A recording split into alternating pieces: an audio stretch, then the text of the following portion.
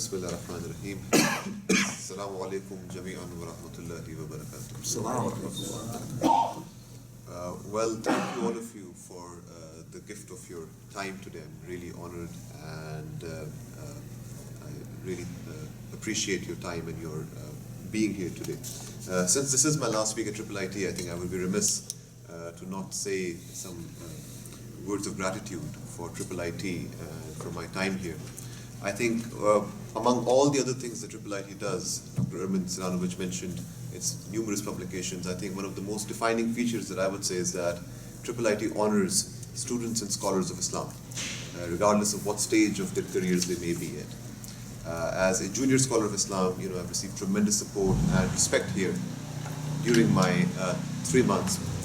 And I want to thank all of the staff here at IIIT, Dr. Abu Bakr, Sister Solat, other staff, and of course the one and only Dr. Ermin Siranovich, whose presence at IIIT really I think is a big boon not only for IIIT but for scholars all over the country and indeed the world, especially junior scholars. I think something very exciting is happening at IIIT at this moment, and we thank him for all his work and for all his service to this great institution. I think IIIT is the only fellowship where, in addition to meeting scholars at different stages of their career, sharing an office with legendary scholars like Professor Mahmoud Ayub, working on your own book manuscript and being supported for it.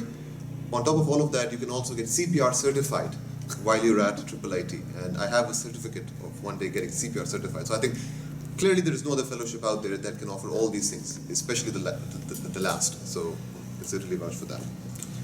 Okay.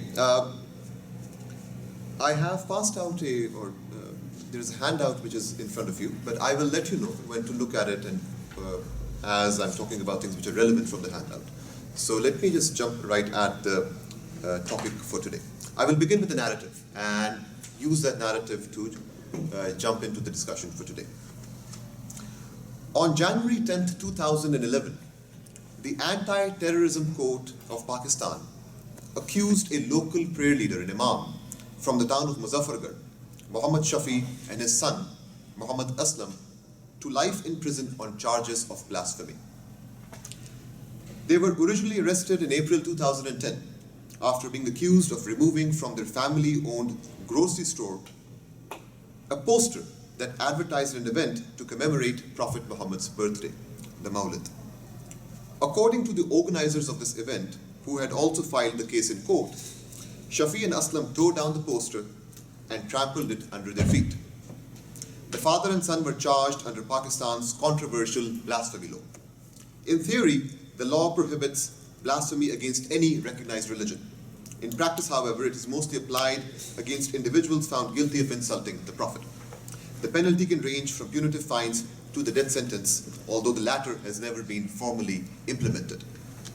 The court verdict against Shafi and Aslam was delivered 6 days after the much publicized assassination of Salman Taseer, the governor of the state of Punjab. Taseer was shot dead by his own bodyguard, a man named Mumtaz Qadri, who was driven to crime because he believed the governor committed a sin in opposing the blasphemy law. Following this high-profile assassination, several politicians, lawyers, and human rights activists in Pakistan decried the blasphemy law. They called the blasphemy law an unjust legislation that incited sectarian violence and that was mostly used as a pretext to settle personal vendettas. Joining this chorus of protests against this law was someone called Arif Ghurmani, the defense counsel for Shafi and Aslam. He claimed his clients had been unfairly prosecuted. In his view, his clients were victims of what he called intra-faith rivalries among Sunni Muslims. Ghurmani said, and here I quote him, "Both the accusers and the accused are Muslims.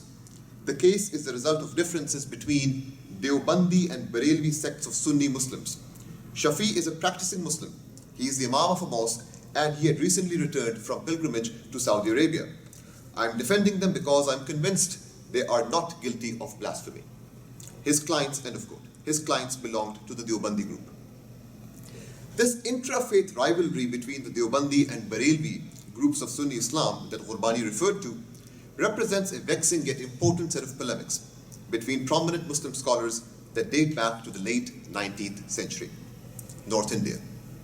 These rival ideologies of reform contributed to one of the most abrasive and intensely fought out polemical battles in the history of South Asian Islam, one that continues until today, not only in post-colonial South Asia, as we saw in the narrative with which I began, but indeed all over the world.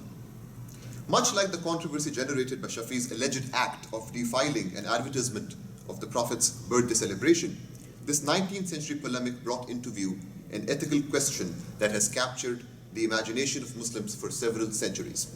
How should a community honor the Prophet's memory and normative example? In the talk today, my objective is to describe and explain the key aspects of this polemic. What was it about? What was at stake? And what are the competing understandings of tradition and reform that it brought into view? What was argued, how it was argued, I want to explain that, to give an example, a demonstration of how the boundaries of Islam as a tradition, as a discursive tradition, are authoritatively contested in particular moments in history. Before going any further, let me very briefly explain what these terms, Barelvi and Deobandi, refer to. What do they mean? The words Deobandi and Barelvi are both derived from specific towns in Uttar Pradesh, North India, and they refer to two major Indian Muslim reform movements that emerged in the late 19th century. Deoband, as I mentioned, is a town in North India, and it is a seminary or a madrasa which was established in 1867, and it is also a reform movement. So when you say Deobandi or Deoband, it refers to both the institution, the madrasa, the seminary, and also a global movement which begins in South Asia and now has become global. And Barelvi, the term comes from the town where the founder of this movement, by the name of Ahmad Raza Khan, died 1921, was from. And some of the pioneers of the Deoband movement, just to give you a few names, the founders were two major scholars by the name of Rashid Ahmad Gangohi, died 1905, and Muhammad Qasim Nanotwi, died 1877, and later on, in the next generation, there was a prominent scholar by the name of SherAli Tareen, who died in 1944, about whose thought we will learn quite a bit in a few minutes. So, a brief word on the context. Why are these reform movements emerging? Why are they developing? Why are they springing up in the late 19th century? What is happening? What is going on? The context, very briefly. In 1857, there is a war of mutiny or a war of rebellion in which Indian Muslims were brutally defeated by the British. And that effectively ended Muslim political sovereignty in India. But paradoxically, one may look at this moment as a time of decline, losing political power. But paradoxically, the loss of political sovereignty led to an ever greater intensification and fermentation of intellectual thought, as Indian Muslim scholars wrestled with the question of how should we reform Islam and Muslims in these new conditions of colonialism, now that we have been colonized by a foreign power, the British. But while different Muslim scholars desired and were invested in reforming Islam, what reform meant to them varied considerably, leading to a great degree of debates, polemics, and disagreements. These different movements of reform that emerged among the learned elite, the scholarly class of Muslim India in the late 19th century, are what are known as, the term is masalik, singular maslak, what one might translate as normative orientations or different reform movements, ideological orientations. Multiple ways of looking at this particular category. Maslak, of course, comes from the Arabic suluk, meaning practice. But in the South Asian context, the word maslak has a much more ideological, a much more competitive meaning a particular distinct reform movement or normative orientation which is competing with other such normative orientations and reform movements. Collectively, they're the masalik which emerged in the late 19th century. Barelvi and Deobandi refer to two such reform movements, two such normative orientations that emerged in the late 19th century. Okay. To state some clarifying things at the outset, this is not a sectarian polemic. So Arif Qurbani, in fact, was a bit loose with this category. This is not a polemic between Sunni and Shia. These are both Sunni groups. This is not a polemic between legal scholars and Sufis, and I will talk a bit more about this in a moment. In fact, that's one of the central themes of my talk today. The pioneers of the Deobandi and Barelvi ideologies, these reform movements, were among the most prolific and widely followed North Indian Muslim scholars who were both prominent jurists from the Hanafi school of Sunni law and major Sufi masters. Deobandis and Barelvis were deeply invested in both Hanafi law and Sufism. Where they differed from one another was on the question of what it meant to be a Sunni Hanafi Muslim under conditions of colonialism. Indeed, and this is an interesting point, it was precisely because these two groups were so similar in their broad outlines and in the potential clientele that they sought to attract that their polemics were often so personal and caustic. Okay. Let me now state at the outset what the point of this talk is. What is the main argument that I will try to make in the next few minutes or so? And what is the main conceptual point that I would like you to take away from this talk and from the time that we spent together? The kind of problem that I'm trying to address. The problem is this.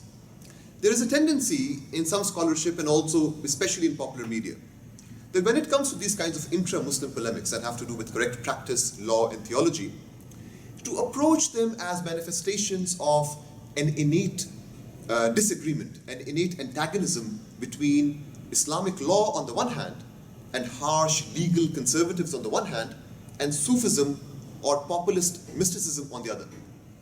So oftentimes, for example, when you look at the Barelvi-Deobandi polemic, the major stereotype that exists about this polemic that you would find in popular media, for example, in South Asia and elsewhere, and even in much scholarship, and I will not go into particular scholars here, but this is very much prominent, is a tendency to look at the Deobandis who may have been critical towards certain practices like the celebration of the Prophet's birthday or certain other conventions, to look at them as the harsh legal conservatives, and the Barelvis as the Sufis, as the soft version of scholars and so on.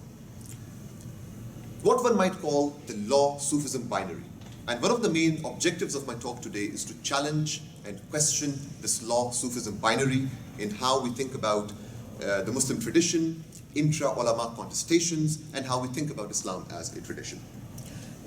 Coincidentally, by the way, this law-Sufism binary is very much intimately connected to a larger discourse, which comes from the 19th century colonialism and Orientalism, but that continues until today, and that is what we might call the discourse of the good Muslim, bad Muslim, whereby, in essence, the good Muslim is the Muslim who is closest to a liberal, secular understanding of what authentic religion should look like. A good Muslim is the Muslim who does not really take his or her religion too seriously. And the bad Muslim is the one who prohibits popular conventions and all these practices and so on.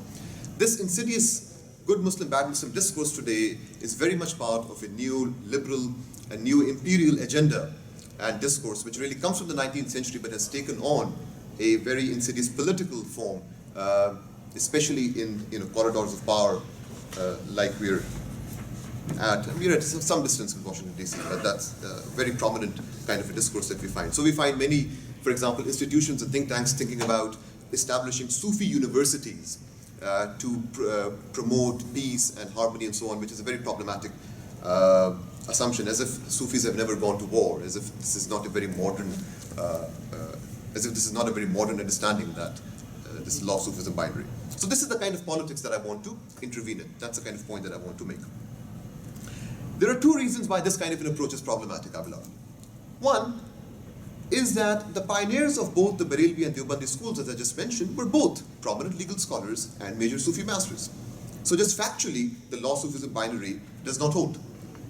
But more substantively, as a way to move away from the law-Sufism binary, I want to propose a conceptual framework that instead focuses on the question of how authoritative Indian Muslim scholars, and this could be expanded to other scholars in other contexts also, imagined the idea of divine sovereignty, Tawheed, and its interaction with law and ritual practices during a moment when Muslim political sovereignty was threatened and eventually overcome by colonial power. So my main argument today is that the Barelvi-Deobandi polemic was animated by competing understandings of the relationship between divine sovereignty, prophetic authority, and ritual practice in Islam. To make it, to put it in simpler terms, the relationship between God, the Prophet, and the community. That might be a much more conceptually useful and more accurate way of approaching these kinds of intra-Muslim polemics than simply dividing them up into this binary of the legal types and the Sufi types, law and Sufism. That's the main point. So to begin with an obvious question, what was at the heart of this intra-Muslim polemic that to this day fuels intense fury and passionate debate, both within South Asia and among many people in the South Asian Muslim communities, in the diaspora South Asian Muslim communities in places such as the UK, the US, South Africa, and the Caribbean, and so on. Among other things, the Barelvi-Deobandi polemic was driven in large measure by a fundamental ethical question that has captured the imagination of Muslim thinkers for several centuries. What are the limits of innovation, deviation, to the normative model of the Prophet and his companions? In other words, when does deviating in the realms of devotional and customary practices turn into heresy? Or to phrase it differently, what is the scope and etiquette governing the application of the doctrine of heretical innovation? Not any kind of innovation, as Dr. Urban mentioned in his introduction very nicely, that it's the notion that Islam is somehow opposed to innovation is very problematic. It's a particular kind of innovation, an innovation which is a deviation, a heretical innovation. Heretical innovation, or bid'ah, is one of the most controversial and also among the most elusive and supple categories in Muslim thought. The intellectual genealogy of bid'ah is traceable to two well-known sayings of Prophet Muhammad, which read, "Every innovation is a misguidance, and every misguidance leads to hell, and whoever innovates in this matter of ours, that which is not a part of it is rejected." In a nutshell, bid'ah, heretical innovation, represents the inverse of sunnah, the normative model of the Prophet. While sunnah signifies normative practices that bind a community to a shared history and tradition, bid'ah represents unsanctioned new habits and practices that oppose the sunnah. However, the modality of transgression, the modality of violation associated with the word bid'ah hardly corresponds to the sense of violation in contemporary positive law. This is not overspeeding, this is not carrying a shampoo which exceeds the size of the airport regulations and so on. This is a much different understanding, a different sensibility of violation that is captured by the idea of bid'ah. To charge someone of committing bid'ah is to accuse him or her of insulting the normative authority of the Prophet, of opposing the tradition of the pious ancestors, and most fundamentally, of fracturing the foundational covenant of lordship and servitude that binds a human subject with God. So at stake in how one imagines the parameters of bid'ah are the very boundaries, and by extension the very content of Islam as a tradition. Indeed, the question of when innovation turns into heresy equates to asking what defines Islam and its limits. Deobandi and Barelvi scholars answer this fundamental question in radically contrasting ways. I will now explain their positions with regards to the question of bid'ah, highlights of their positions one by one. First, let me explain the Deobandi position. Deobandi discourses on bid'ah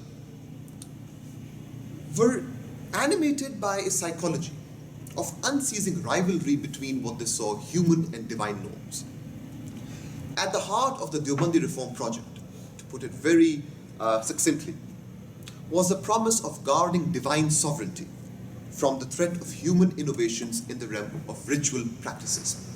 For example, arguably the most prolific Deoband scholar by the name of SherAli Tareen, died 1944, is said to have written over 1,000 books on multiple subjects, major Sufi scholar, philosopher, theologian, legal scholar, and so on. And I will primarily focus on his thought today in this talk. He defined heretical innovation as, and this definition I have on the reverse side of your handout also if you wanted to read alongside. He defined heretical innovation as an innovated practice in religion that, and this is the key term, that simulates the Sharia in the intensity and discipline with which it is undertaken. Let me explain Thanvi's definition of bid'ah a bit further. SherAli Tareen argued that any pattern of repeated activity, the term here is rasm, begins threatening the legislative authority of the prophetic norm, the sunnah, when it is performed with the same degree of passion, commitment, and discipline that is reserved exclusively for normatively demanded acts of religion, such as praying, fasting, or any other act intended to attain greater proximity to God. This category of rasm, plural rusum, R-A-S-M, derived from the Arabic roots rasama, literally meaning to imprint, draw, or sketch a pattern, represents a critical component of Deobandi discourses on bid'ah. In its Urdu modality, rasm can best be rendered as customs and habits that through a process of repetitive performance becomes an entrenched part of a community's everyday life. In Deobandi thought, the defining quality of a heretical innovation, bid'ah, was that the communal insistence, the peer pressure if you will, to participate in such a practice had reached a level that anyone who voluntarily abstained from it was severely ridiculed. Such conventions were kept alive and perpetuated by the invisible pressure of communal expectations and norms, rather than by adherence to the dictates of divine law. Ashraf Ali Thanvi's definition of rasm or custom illustrates this point quite well. And here again, it's on your handout on the reverse side how he defines rasm. And let me read from that. Ashraf Ali Thanvi defined rasm as, and here I quote, a non-obligatory practice that becomes so deeply ritualized in a community that anyone who abandons it becomes a target of his community's rebuke and censure. Moreover, conformity to the habits of one's ancestors or the peer pressure of friends, relatives, and community members represents the foundational source for the popularity that such rituals achieve. End of quote. An excellent example of such a ritual was for him the celebration of the Prophet's birthday, or the Mawlid, as it is popularly called, as it was practiced in India at that time. That caveat is very important to faithfully represent his opinion, his thought. In essence, Deobandi scholars, including Thanvi, argued that the celebration of the Prophet's birthday was not only permissible in Islamic law, in fact, it was commendable. This was so because this practice served as a means to honor and venerate the Prophet's authority. But, in the view of Deobandi scholars, this otherwise commendable practice of celebrating the Prophet's birthday had become terminally corrupted. Why? Because of the attitude with which the masses engaged in this practice. In the Sharia, practices are categorized as obligatory, forbidden, or as neither obligatory nor forbidden, but simply as permissible. According to the Sharia then, the Mawlid is a simply permissible practice that is not obligatory on anyone. However, Deoband scholars argued that Indian Muslims participated in this practice with such intensity, with such discipline, with such rigor, as if it was obligatory. So, they argued, the masses had turned this otherwise non-obligatory ritual into an obligation. A trope that they repeatedly used was iltizam ma la yalzam, necessitating something which is not necessary. According to Thanvi, what confirmed this was the fact that anyone who voluntarily abstained from such a ritual became vulnerable to the collective censure and repudiation of his community. According to the Deobandi narrative then, by elevating into an obligation a ritual that God had not obligated in the Sharia, Indian Muslims were compromising and challenging God's legislative sovereignty. So, the centerpiece of the Deobandi reform project was to protect the primacy of religious obligations against the threat of seemingly pious and spiritually rewarding rituals that are simply permissible according to the Sharia, but that the masses may easily confuse as obligations. For instance, Thanvi likened such voluntary rituals to tempting sweets, mithai, that make young, gullible kids salivate.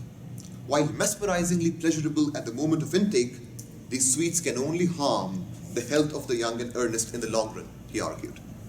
So the main point I want to emphasize, the main take-home point from the last few minutes is this. In Deobandi discourses on bid'ah, law and theology were inextricably intertwined. The legal prohibition against human innovations in ritual practices was anchored in a larger theological imaginary, eager to guard the primacy of divine sovereignty. Now, an important question emerges here, which is the obvious question that comes to mind, which is how do non-obligatory rituals assume the aura of obligations? What is the reason, or what is the process through which the masses come to perform non-obligatory or simply permissible practices with such dedication and regularity as if it were obligatory. How does this happen? Let me explain Thanvi's answers to these questions through his discussion of another intensely contested ritual in South Asia, the ritual of transmitting blessings to the deceased by distributing food among family and community members, which is known as Isal-e Sawab. Almost ubiquitous among South Asian Muslims even today, this ritual is also often known as the Fatiha, since participants recite the opening chapter of the Quran, the Fatiha, over food for the transmission of blessings to the souls of relatives, friends, or prominent saints and scholars. The Fatiha is usually undertaken on the 3rd and 40th day of someone's death, events that are hence called the Sivam, the 3rd, and the Chaliswan, the 40th, respectively. The size and scope of these events can vary from a gathering of only a few households in a neighborhood to massive crowds encompassing whole villages and towns. Now, despite the widespread popularity of the Fatiha, Ashraf Ali Thanvi considered this practice a heretical innovation that had been terminally corrupted by the manner and intention with which the masses engaged in this practice. He explained, and his explanation is what I'm interested in here, that originally the logic of this ritual was this. The logic was centered on feeding the destitute relatives of the deceased as an act of charity. The blessings then attained from this moment of charity were then transmitted to the soul of the deceased. Since destitute relatives are the most deserving recipients of all kinds of charity in Islam, on this occasion also they were prioritized as the foremost recipients of food before anyone else. However, Thanvi protested that in this day, Indian Muslims were so compulsively attached to certain specific modes of performing this ritual that its original purpose and reasoning was lost on them. It was for this reason, he observed, that when the relatives and close friends of the deceased are provided food, no one explicitly says things like this food is for charity on behalf of the deceased, or that it is a source of support for the destitute. If such statements announcing the original purpose of this practice were uttered, Thanvi predicted, most relatives and family members would not even accept the food. In fact, they would consider it to be a form of insult. Therefore, Thanvi concluded the practice of distributing food for the transmission of blessings to the deceased was no longer a devotional activity. It had become a mere convention, a mere rasm, a mere custom, divested of its original purpose and objective. Thanvi was also of the opinion that such popular rituals that seemingly fulfill devotional objectives were in fact only means to show off wealth and conform to the pressures of the community. As an illustration of this argument, Thanvi proposed an experiment to test the true motivation of the organizers of such events. He suggested that the organizers of such events should be advised that rather than publicly feeding members of the community, the Baradari as it is called, instead they should privately give charity to someone destitute, to some organization, or donate funds to a mosque or a seminary or madrasa. After all, the more needy and desperate the recipients of charity, the more rewards and blessings it will bring to the deceased. If presented with this suggestion, Thanvi predicted, the inevitable reply will be something to the effect of, "Good Lord, Subhanallah, do you really expect us to spend our money without anyone even hearing about it? How can we let that happen?" End of quote. According to Thanvi then, the fear of embarrassment from the community and ostentation, riya, were the driving motives for all these sorts of gatherings. Moreover, the resistance to adopt any other means of transmitting blessings that was inhospitable to the public show of wealth confirmed this conclusion. For Thanvi, this condition defeated the entire logic of this ritual. The entire logic, of course, was that living people accumulate rewards by doing good deeds with the right intention, and they then transmit those accumulated rewards to the souls of the deceased. But in this situation, since the very intention underlying such rituals was corrupt, ostentation, show-off, fixation to the specific forms of a ritual rather than its purpose, since the very intention was corrupt and founded on affectation, the living were not even earning any rewards which could then be passed on. As he sarcastically put it, and I quote, "When the balance in this world is zero, what is left to be gifted to the deceased? जब यहाँ ही सिफर है, तो वहाँ क्या बख्शोगे? End of quote. Conceptually, most important to note here is the pivotal role of history in Thanvi's narratives of how rituals become ritualized. History, he argued, authorizes rituals in ways that makes it impossible to unauthorize them. For example, in Thanvi's view, the original purpose of offering food as a means of transmitting blessings to the deceased had become buried in time and history. The original purpose of this ritual was invisible. It was hidden by history and time. Its original purpose was hidden by time because, as one might say, it had been there for some time. So the point is this. The second key point in terms of the key features of Deobandi thought on Bid'ah. Central to the reform project of Thanvi and his Deobandi colleagues was an understanding of the present as having been corrupted by time and history. And they saw their own role as religious reformers. Their own task was to awaken the masses, to awaken them from the slumber of time, from the miasmic slumber of time, so that they may perform their religion more aware, more self-conscious of divine law and the prescribed boundaries and limits of that law, of the Sharia. Okay. Now let me shift to the opposing school of thought, the Barelvi school. In contrast to the Deobandi school, the Barelvi conception of reform differed dramatically. The Barelvi assault on Deobandi thought was led by the founder of the school, Ahmad Raza Khan, died 1921. Khan was a preeminent jurist and Sufi master from the Qadri school of order of Sufism, who wrote prolifically on a variety of subjects including law, theology, Sufism, and philosophy. Now, the defining feature of the Barelvi understanding of tradition was the active veneration of the Prophet as the most exalted of all beings. For Ahmad Raza Khan and his Barelvi followers, honoring the Prophet's status as God's most beloved subject represented a non-negotiable doctrinal imperative. Anyone who even hinted at puncturing the aura of Muhammad's nobility had to be confronted, repudiated, and deposed of his credibility. Khan's passion for guarding the sacrality of Muhammad's charisma was intimately connected to a larger political imaginary, driven by an uncompromising hierarchical worldview in both the political realm and in the theological realm. The human-divine relationship could only be sustained with the mediating authority of saints and the Prophet. Moreover, each entity occupied a successively advanced station, martaba, in the hierarchy of salvific activity, with the Prophet positioned at the pinnacle of this hierarchy. The interesting parallel is that Ahmad Raza Khan also comes from the Mughal aristocracy, which is eroding at this time. So this is sort of something to be kept in the back burner, that there is an interesting similarity between his theological hierarchical worldview and the political ethos that he comes from, the aristocratic ethos of the Mughal nobility, of the king, the prince, the commoners, and so on. There is some kind of a cross-pollination, some similitude of the political and the theological happening here that I won't go into the detail of, but just something to keep in the back of one's mind. Now let me turn to Ahmad Raza Khan's critique of Deobandi reform project and their discourses on Bid'ah.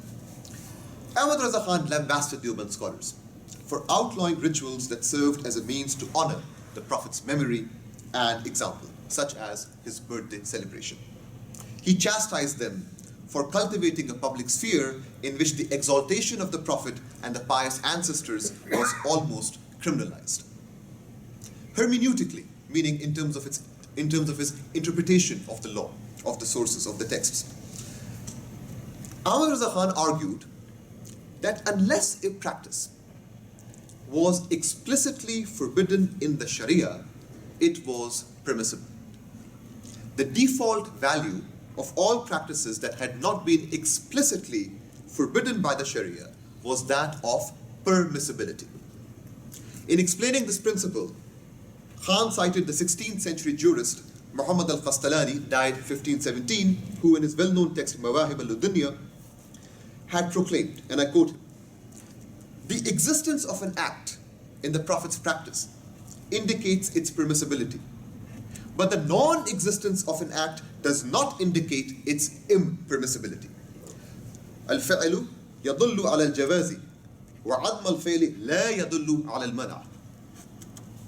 So Khan accused his Deobandi rivals of falsifying divine law by prohibiting practices that were permissible in essence. According to Khan, by prohibiting practices that God had not prohibited, Deoband scholars were playing God and altering the logic of divine normativity. Therefore, paradoxically, while pretending to zealously guard divine sovereignty from the threat of heretical innovations and deviations, Deoband scholars were themselves committing the heresy of tampering with divine law. As Khan sarcastically put it, protested while addressing his Deoband rivals. And here I quote him: "Is the Sharia your household business that you may twist and play with whenever you so wish?" He said this in Persian. "Shariat kar khanagi shmast ke harchun khahid pahlu gardanid." Apart from this hermeneutical disagreement, this disagreement of interpretation, Khan's other major complaint against his Deobandi opponents was the way they understood, according to him, the interaction of tradition and time. According to Khan, the Deoband scholars held a very restricted and hence a mistaken view of time, of sacred time. As he put it, and I quote, "All of them suffer," that is, the Deoband scholars, "all of them suffer from the disease of making time the ultimate sovereign on the boundaries of normativity. Zaman ko hakim shar'i banaya hai. Their only concern is whether a practice existed during a certain period in history, the era of the Prophet and companions, or not. As Khan put it while parodying the Deobandi position, if a practice existed during that era, they will endorse it, and if it did not, they will outlaw it." End of quote. As a counterpoint to such a temporally driven hermeneutic interpretive system, Khan argued that the normative validity of an act, whether it is correct or not, whether it is normative or not, depended on its inherent goodness or lack thereof, not on the period in history in which it occurred. A good act was good whenever it may be undertaken. Similarly, a bad act, regardless of when it happened, was bad. Instead of evaluating the inherent quality of a practice, Khan regretted, his opponents were only interested in determining whether it occurred during the first 3 centuries of Islam, al-Qurun al-Thalatha, or not. A hermeneutic so fixated with an original sacred time was bound to produce a very myopic understanding of tradition, Khan argued.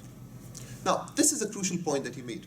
He said, no doubt, the era of the Prophet, his companions, and their successors, the first 3 centuries, was most exemplary and sanctified. No disagreement about that. However, and this was the most crucial point, the sanctity of prophetic time did not mean that the rest of time, the non-prophetic past, the present, and the future were doomed to the abyss of moral failure. Goodness was not restricted to any specific time period, not even to the first 3 centuries. Khan punctuated his argument by citing the evocative saying of Prophet Muhammad, and I quote, "My community is like rain. One cannot tell whether the beginning of a rain shower is better or its end. مثل أمتي مثل المطر لا يدرى أوله خير أم آخره." For Khan, this prophetic saying clearly showed that the horizons of goodness was not limited to any single temporal moment. The memory of an exemplary prophetic time was supposed to inspire the moral capacities of those who inhabited the present, not cripple them with the anxiety of living in the shadow of an irrecoverable past. Khan vividly sketched his understanding of the relationship between time and tradition through the metaphor of a garden, bagh. And this quote also I have on your handout, and I will read with you on the reverse side. Islam, he analogized, was Muhammad's garden, a garden that continues to grow in splendor and magnificence over time.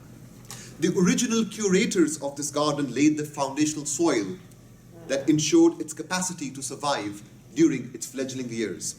However, they did not have the time or the opportunity to develop it any further.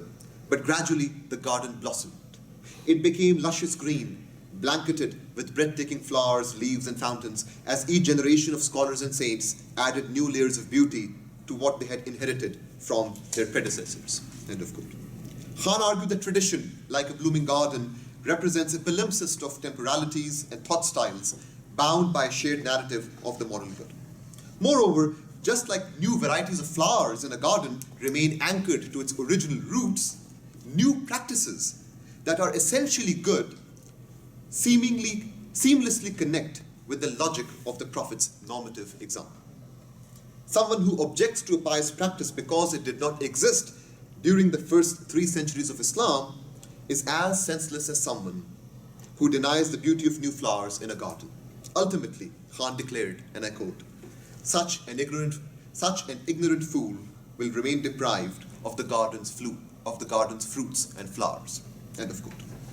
To conclude, this is the point that I've tried to make in this talk. In the historiography of South Asian Islam and in popular media, the Barelvi-Deobandi polemic is often conceptualized as a case of a contestation between Islamic law and Sufism, or legal and mystical epistemologies in Islam. According to this narrative, the Deobandis who opposed devotional practices like the celebration of the Prophet's birthday were custodians of harsh legal conservatism, and the Barelvis who defended such practices were banner bearers of Sufism and mystical enchantment. In this presentation, I've tried to show that this kind of a framing that reduces intra-Muslim contestations on the boundaries of normative practice to a law-Sufism binary is conceptually problematic and politically problematic. Instead, I've argued that the Barelvi-Deobandi polemic brought into view what we might call competing rationalities of tradition and reform, each with its own logic of how the memory of the prophetic past should inform the moral landscape of the present. In fact, from the analysis just conducted, the major difference that we find, the major difference of opinion between Ahmad Raza Khan and his Deobandi opponents was a very subtle disagreement. And that disagreement was this: what should one do when simply permissible practices, mubahat, that serve as a means to honor the Prophet or that serve as a means for other pious practices, what do we do when these simply permissible practices become corrupted by the manner or the intention with which the masses engage in such practices? In Ahmad Raza Khan's view, in this kind of a situation, he was not fine with the masses being corrupted. By the way, it's not as if he's okay with all these corruptions of intentionality. He would also find it very problematic if the masses were engaging in the Mawlid thinking that it was an obligation. He would not have found that okay. But in his view, when you find this kind of a situation, rather than abandoning that practice altogether, religious scholars should instead try to correct and reform the corruptions attached to the practice. They should try to reform the conduct of the masses. In other words, for Khan, one cannot outlaw practices that honor and exalt the Prophet or serve other pious purposes. On the other hand, in the view of Deoband scholars, removing a palpable threat to divine sovereignty took precedence over venerating the Prophet or any other pious purpose. For them, corruption in the attitude of the masses in India at that time was too terminal for any possibility of recovery or reform. Outlawing such practices was the only viable option. Now, this subtle hermeneutical disagreement between legal scholars cannot be collapsed, cannot be reduced to a law-Sufism binary, cannot be read as some kind of an inherent opposition between Islamic law and Sufism. Rather, as I've tried to argue today, at the heart of this polemic was the question of how one should understand the normative relationship between law, theology, and everyday practice in Islam, between God, the Prophet, and the community. So conceptually, the main point I wish to make today is this: rather than approaching intra-Muslim debates on the boundaries of normative practice through the law-Sufism binary, it would be more productive to focus on how competing imaginaries of law and sovereignty animate and inform opposing understandings of tradition and reform at specific historical conjunctures. Thank you so much for listening.